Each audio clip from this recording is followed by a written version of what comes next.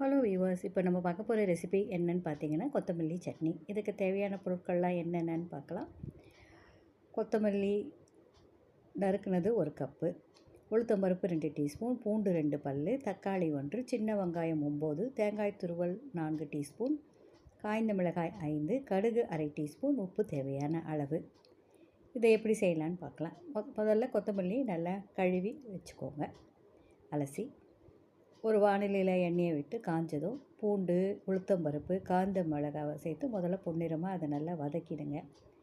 பிறகு அதிலேயே சின்ன வெங்காயம், நறுக்கின தக்காளி எல்லாம் போட்டு கொஞ்சம் பச்சை வாசனை போகிற அளவுக்கு கொஞ்சம் நல்லா வதக்கி தேங்காய் துருவலையும் அதிலே சேர்த்துடுங்க. சேர்த்து ஒரு நிமிடம் வதக்கி ஸ்டவ் ஆஃப் பண்ணிவிடுங்க.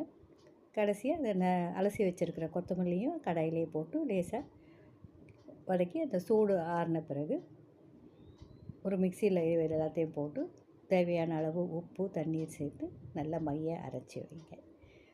ஒரு கடாயில் 1 ஸ்பூன் எண்ணெயை விட்டு கடுகு போட்டு தாளித்து கொட்டினீங்கன்னா கொத்தமல்லி சட்னி ரெடி.